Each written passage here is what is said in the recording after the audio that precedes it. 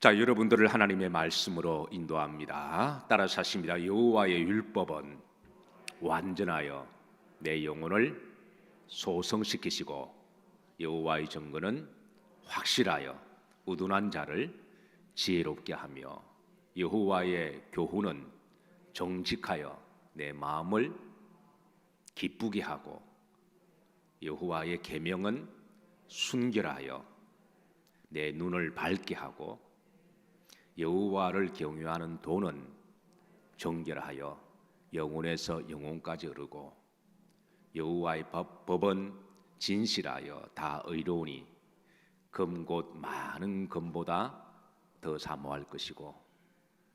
저 따라하셔야 돼요. 보시면서 목사가 이렇게 어떻게 말씀을 이렇게 다 암송하나 하나 그거 보지 마시고 저 따라하셔야 돼요. 따라하시면서 따라하시고 기도하시고 여러분 말씀으로 갖다 먹어버려야 됩니다. 11절에 보면 이것을 경고로 주의 종이 이것을 경고로 받아 이것을 지킴으로 상이 크나이다 그랬습니다. 우리 기독교는 말씀의 종교거든요. 말씀의 종교인데요. 되게 심플합니다. 하나님 말씀을 첫 번째 전적으로 신뢰하고 믿으시면 됩니다. 심플해요. 딱 세 가지 이제 3단 법칙인데요. 하나님 말씀을 전적으로 신뢰하고 믿으시면 됩니다. 두 번째 그 말씀 붙들고 기도하시면 됩니다. 세 번째는 그 말씀 지키면 됩니다. 그러면 하나님은 타이밍을 맞추어서 하나님이 때가 되시면 하나님이 응답 반드시 하십니다. 심플합니다. 말씀을 전적으로 믿고 신뢰하고 믿고 두 번째는 말씀 붙들고 기도하는 거예요. 때로는 내 감정, 기분이 기도할 때 도움이 되기는 해요. 그러나 이 감정만 믿고 하면 이 감정이 왜곡될 수도 있거든요. 사람 감정이라고 하는 게 아침 저녁으로 바뀌는데요. 어떤 경우는 사람이 자기 감정만 너무 지나치게 의존하다 보면 감정으로 자기를 체면을 거는 경우도 있습니다. 그러다 보니까 기독교인들의 신앙 중에 자꾸 업앤다운이 심한 거죠. 어떤 경우는 기복적이 되기도 하고요. 그런데 결국은 우리 그리스도인들은 말씀 붙들고 기도하는 거예요. 말씀은 완전하니까, 말씀은 하나님이시니까, 말씀은 변치 않습니다. 말씀은 다 정결하고 순결합니다. 그래서 꿀, 곧 송이꿀보다 더 달고, 그래서 이것을 경고를 받아 지킴으로 복이 되도다 그랬거든요. 그러니까 우리 기독교인들은 말씀 붙들고 기도하고 그리고 말씀대로 순종하다 보면 하나님이 이렇게 가만히 지켜보시고 때가 되면 반드시 응답하시고 반드시 축복하십니다. 그래서 오늘 이제 신년 특세 세 번째 날에 주의 율법은 완전하니 내 영혼을 마시고 소성 회복이 소승이 시바 이 회복이라는 말이거든요. 그래서 회복 내 영혼을 회복시키시고 그래서 세 번째 주제는 이제 말씀을 회복시키시는 하나님. 저는 물론 우리 영일교회가 말씀 사역을 하고 있지만 올 한 해는 특별히 말씀이 회복되어지는 한 해가 되고 또 우리 한국 교회와 성도들이 다시 말씀으로 돌아갔으면 좋겠다 그렇게 생각을 합니다. 자, 오늘 본문에 보시면 이 말씀에 대한 특징을 이렇게 이제 11절까지 쭉 말씀하는데요. 좀 간략하게 시간 관계상 좀 전하도록 할 테니까 여러분 이 말씀을 신비에 잘 새기시고 그리고 할 수만 있으면 갖다 먹어버리세요. 그리고 암송하시고 묵상하시고 그렇게 하시길 바랍니다. 첫 번째 하나님의 말씀은 여호와 율법은 뭐하여 완전하다 그랬습니다. 여호와 율법은 완전해. 율법은 원문에 보시면 토라라는 말로 하나님의 말씀을 이야기합니다. 하나님의 말씀은 왜 완전하냐? 그건 곧 하나님의 말씀이기 때문에 완전한 거죠. 말씀은 곧 하나님이시기 때문에 완전합니다. 요한복음 1장 1절에 보면 태초에 말씀이 계시니라 이 말씀이 하나님과 함께 계셨다. 그리고 이 말씀이 곧 하나님이시다. 그러니까 말씀은 하나님이시니까 완전한 겁니다. 그러니까 하나님의 말씀에 대한 절대 신뢰가 필요한 거죠. 우리 기독교는 말씀의 종교입니다. 우리 기독교의 축복은 말씀입니다. 예. 다른 종교는 하나님의 말씀이 없어요. 인간의 윤리와 도덕이나 철학이나 깨달은 그런 사상이 있을 뿐이지, 기독교는 다른 종교와 다르게 인간의 철학이나 인간의 어떤 깨달음을 기록한 책이 아닙니다. 하나님이 말씀하셨고 성령에 감동받은 사람들이 그대로 기록했고, 그게 바로 이제 우리 가정의 성경이죠. 하나님의 말씀입니다. 여러분, 옛날에는 성경을 이 손에 쥐고 있다고 하는 게 그런 왕도 그걸 못 가지고 있었고요. 옛날에는 국립 왕궁 도서실에 통틀어서 성경 한두 권밖에 없었어요. 이걸 필사를 해야 되니까.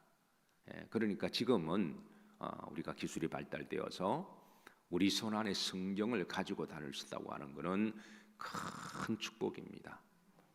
여러분, 말씀이 여러분들에게 금 곧 많은 금보다 더 귀하고 가치 있는 사모할 하나님의 축복임을 기억하시고, 또 꿀과 송이꿀보다 더 달기를 주의 이름으로 축복합니다. 말씀을 사모하십시오. 그리고 말씀을 전적으로 신뢰하시고, 하나님의 말씀은 뭐하여? 완전하여 내 영혼을 소성시키신다. 우리가 이제 하루 열심히 살다 보면 육이 힘들어서 에너지를 막 보충해야 되잖아요. 영도 그렇습니다. 살다 보면 우리 영이 때로는 기가 빠진다라는 말을 하기도 해요. 기가 빠진다라는 말을 하기도 하고, 어떤 경우는 세상에 악한 영들이 있어서 우리가 세상을 살다 보면 영적으로 그냥 소진할 때가 있습니다. 그럴 때 우리 영을 다시 회복시키는 것은 오로지 하나님의 말씀밖에 없습니다. 그래서 우리가 말씀을 묵상하고 말씀 붙들고 기도하면 하나님 우리 영혼을 시바 소성은 이렇게 시름 이렇게 넉다운되는 게 다시 힘을 얻는 걸 이야기를 하죠. 그래서 하나님 우리 영을 다시 힘을 주십니다. 말씀은 하나님의 성령으로 기록된 것이기 때문에 그래서 우리가 말씀을 붙들고 기도하면 하나님 우리에게 영적인 힘을 주세요. 사랑하는 성도 여러분, 우리가 육은 음식을 먹어야 힘을 얻듯이 영은 하나님의 말씀을 먹어야 힘을 얻습니다. 이 비결을 우리 영일 성도들은 이미 잘 아실 줄로 믿습니다. 힘들고 어려울 때에 여러분 말씀을 많이 붙들고 기도하시기를 주의 이름으로 축복합니다. 자, 세 번째는 여호와의 증거는 뭐하여? 확실하여. 여호와의 증거는 확실하여 우둔한 자를 뭐롭게 한다? 지혜롭게 한다 그랬습니다. 여호와의 증거는 확실하여 우둔한 자를 지혜롭게 한다. 시편 19편은 다윗이 기록한 말씀입니다. 하나님께 받아 기록한 말씀인데요. 여러분 잘 알다시피 다윗이 그렇게 많이 배울 사람이 아닙니다. 이새의 8번째 막내 아들로서 형들은 다 공부하러 가방 들고 다닐 때에 어릴 때부터 막대기 하나 들고 양치로 다녔던 정말 가방끈이 짧은 아이였죠. 그런 그가 얼마나 지혜로워요. 시편을 기록했죠. 그리고 정치를 또 얼마나 잘했습니까? 이스라엘 역대 왕들 중에 그렇게 날고 긴다고 하는 처음부터 정치 입문에 들어가서 뭐 법학을 공부하고 사법을 배시하고 정치 구단을 뭐 경험을 하고 뭐 나라를 통치를 해보니 다 이렇게 실망되고 감옥 가고 그러잖아요. 정치 구단이라고 하는 사람도 해보니까 다 실망이 되고 역시 그놈이 그놈이다 뭐 이렇게 되죠. 근데 다윗은 얼마나 정치를 잘했나요? 얼마나 지혜로웠나요? 그래서 다윗의 그 지혜는 말씀으로부터 나온 거예요. 여러분 지혜 그러면 솔로몬이죠. 솔로몬이 얼마나 지혜로웠습니까? 말씀으로 솔로몬이 지혜로운 거죠. 흥미로운 거는 미국 사람들의 IQ가 평균이 100이라 그래요. 우리나라 사람들의 평균 IQ가 105 정도가 된다 그래요. 유대인들의 평균 IQ가 95라 그럽니다. 그러니까 태어날 때 평균 IQ는 우리나라보다도 미국 사람보다도 유대인들이 제일 평균 IQ가 낮습니다. 그런데 자라다 보면 나중에 세상의 필드에 나가면 세상에서 가장 지혜롭고 탁월한 민족이 유대 민족인 거죠.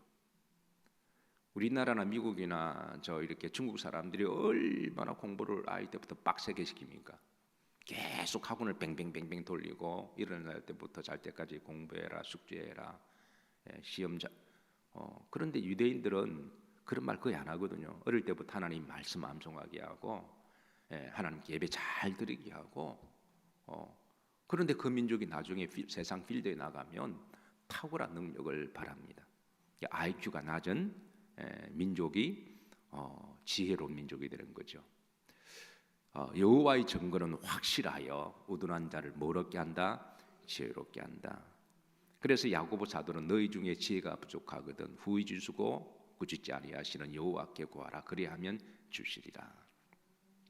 주님께서는 제자들에게 너희들이 참 지혜로워야 된다. 뱀처럼 지혜롭고 비둘기처럼 순결해라.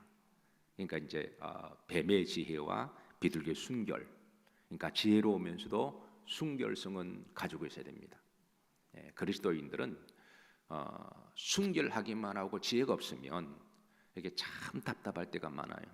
괜히 손과 발만 고생하고 그리고 아주 힘들게 사는 걸 봅니다. 근데 사람은 참 착하고 순진한데 지혜가 없어요. 그러면 어디 가도 이렇게 융통성도 없고 어디 가서 인정도 받지 못하고 열심히 하는데 별로 효과도 별로 없어요. 이게 참 볼 때 안타깝습니다. 때로는 사람을 이끌어가려면 지혜도 필요하고 또 시대를 앞서가려면 또 시대를 볼 수 있는 지혜 또 해난도 또 이렇게 봐야 되고 그리고 좀 책을 보더라도 우리나라 책도 보고 좀 외국 책도 좀 보고 좀 다양하게 볼 수 있는 지혜가 있으면 이렇게 좀 우리가 지혜로울 수가 있잖아요. 그런데 사람은 착한데 지혜가 없어요. 그래서 주님께서는 뱀처럼 뭐 해라? 지혜로워라. 그리고 지혜롭되 뭐 해라? 순결. 어떤 사람은 굉장히 지혜로운데 또 순결이 없어요. 신실함이 없습니다. 그 사람은 지혜롭고 순결이 없으면 순수함, 그건 마귀입니다. 마귀는 굉장히 지혜롭거든요. 근데 순수함이 없어요. 그러니까 순수함이 없으니까 그 지혜 가지고 사기도 치고 거짓말도 이익을 위해 사람은 무슨 짓이도 하거든요. 그래서 이 두 가지가 잘 조화가 돼야 됩니다. 특별히 우리 그리스도인들이 어려운 시대를 살아갈수록 예민한 시대를 살아갈수록 더 지혜로워야 됩니다. 요즘은 이제 좀 어렵고 힘든 시기잖아요. 이럴 때 우리 그리스도인들이 정말 지혜로워야 됩니다. 순수하되 순수함은 항상 기본이고 항상 순수하고 신실한 것은 기본이고 그리고 하나님 일을 효과적으로 하기 위해서 그래 초대교회 때 7 집사를 세운 게 이제 성령 충만하고 지혜가 충만하고 또 믿음이 충만하고 사람들에게 칭찬 들을 만한 충만한 사람을 택하여 일을 맡겼거든요. 그래서 신실하고 순수하면서도 지혜가 있는 사람 그런 사람들에게 하나님이 일을 맡기시듯이 그래서 우리는 태어날 때 다 우둔하잖아요. 다 어리석고 IQ가 낮고 그런데 하나님 앞에 지혜를 구하고 오늘도 지혜롭게 하시고 내가 일을 할 때도 직장 일을 할 때도 똑같은 일을 똑같은 시간을 보내는데 하루를 시작하기 전에 기도하면서 하나님 오늘 나에게 지혜를 주시고 나에게 명철함을 주셔서 오늘 누구보다도 열심히 일하게 하옵시고 또 아이디어를 개발하게 하옵시고 또 이렇게 잘 관찰하게 하옵시고 그렇게 순결함을 가지고 순수함을 가지고 우리가 지혜를 구하면 후히 주시고 꾸짖지 아니하시는 너희 하나님께서 너희에게 말이라 주시리라 하셨습니다. 사랑하는 성도 여러분, 여호와의 말씀은 우리를 우둔한 자를 뭐롭게 하신다? 지혜롭게 하신다. 오늘 하루도 지혜로우시고 여러분의 지경에서 자로 재워준 구역에서 직장에서 기업에서 지혜로우시기를 주의 이름으로 축복합니다. 자 그리고 이제 그 다음에 여호와의 교훈은 정직하여 마음을 즐겁게 한다 그랬습니다. 이 교훈은 이 가르칠 교훈이잖아요. 하나님 때로는 우리를 가르치세요. 뭐로? 말씀으로. 11절에 보시면 주의 종이 이것으로 경고를 받아 그랬거든요. 우리가 경고, 워닝한다 그러면 조금 기분 나쁘게 받아들이지만 그런 의미가 아니라 하나님 우리를 말씀으로 가르친다는 거예요. 그래서 말씀으로 잘 풀어주시고 이거는 무슨 뜻인지, 이거는 어떤 것인지, 어떤 의미가 있는지, 때로는 어원을 통해서, 때로는 이제 주변 백그라운드를 통해서, 때로는 영적인 말씀을 이렇게 잘 티칭해 주시고, 그래서 그렇게 우리를 말씀으로 교훈하십니다. 여러분 말씀으로 잘 배우시기를 주의 이름으로 축복합니다. 그래서 주의 교훈은 말씀을 교훈이라고 그렇게 또 번역했거든요. 교훈으로, 주의 교훈으로, 주의 교훈은 정직하여. 그런데 하나님 우리를 가르칠 때에 정직하게 가르쳐 주십니다. 우리가 말씀을 믿는다고 하는 것은 다른 말로 우리가 하나님 우리를 정직하게 가르친다는 말씀입니다. 정직하면 몇 가지 얻는 복이 있습니다. 첫 번째, 자신감을 얻어요. 이 정직하면 반드시 진실은 밝혀지기 때문에 법정에서 보통 재판분 들어가면 보통 1년, 2년 기본 들어가잖아요. 제가 미국 목회하다 보면 미국은 재판이 참 많아요. 그냥 약간만 문제가 생기면 다 고소를 하고 법정에서 다루기 때문에, 그래서 재판이 참 이 일상이 이제 어떻게 보면 좋을 수도 있어요. 왜냐하면 사사롭게 맨날 네가 옳으니 내가 옳으니 뭐 멱살 싸우는 것보다도 문제가 생기면 그냥 법조인한테 맡겨서 서로 변호사 고용해서 서로 그냥 법으로 그냥 붙는 거예요. 그러니까 개인적으로 싸울 일이 없는 거예요. 교통사고 나도 그냥 에이전트한테 하고 그냥 서로 그냥 법리적으로 하고, 그러면 5대5로 하든가 이렇게 해서. 근데 그거 없으면 이제 멱살 잡고 뭐 싸우니 원수가 될 수도 있는데, 어쨌든 보통 재판하면 1, 2년 가잖아요. 그런데 대부분 정직하게 재판하면 진실은 반전이 드러나게 돼 있는 거죠. 그래서 진실하면, 우리가 정직하면 자신감을 얻습니다. 아무리 권세가 있고 아무리 그래도 어떤 문제가 터졌을 때 진실하지 못하면 그게 감당이 안 되니까 자살해 버리는 거예요.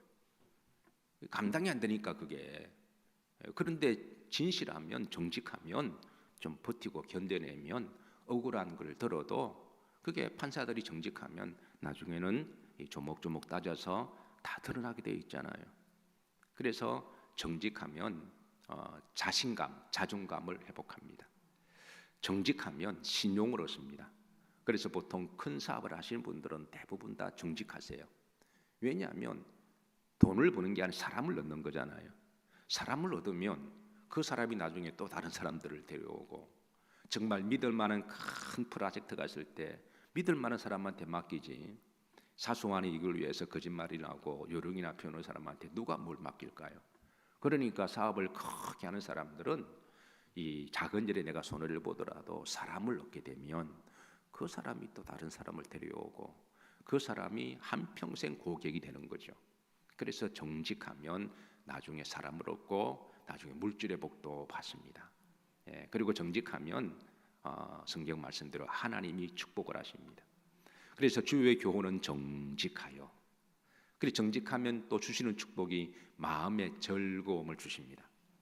주의 교훈은 정직하여 마음을 즐겁게 하고. 어떤 사람들은 정직하면 바보라고 이야기를 해요.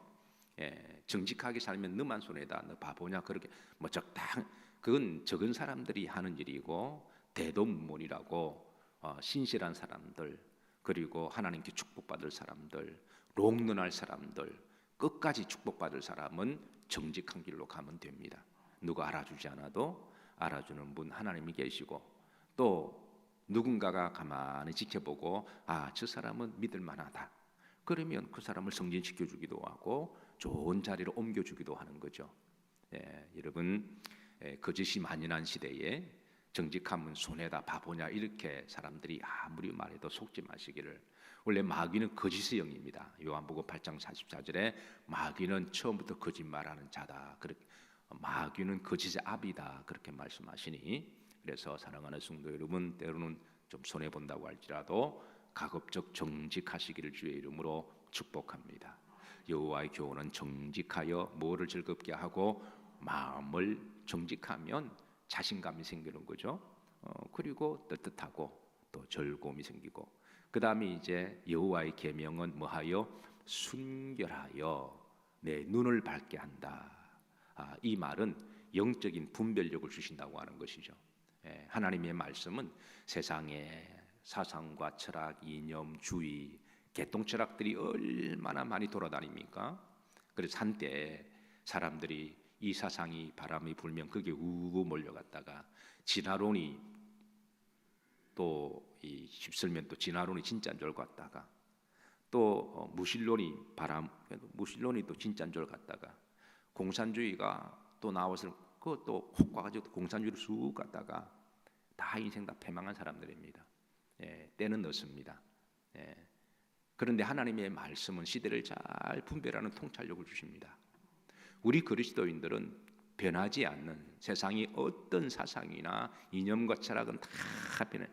플라톤이 살 때는 플라톤주의가 세상의 진리였잖아요. 그런데 세월이 지나니까 그 플라톤의 철학도 한 시대의 사상이지 그 절대 진리가 아니잖아요.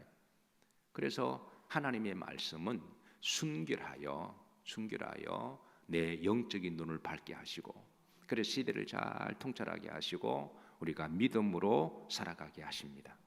그래서 우리 그리스도인들은 말씀을 붙들고 살아가는 사람이고 말씀으로 시대를 잘 분별하셔야 돼요.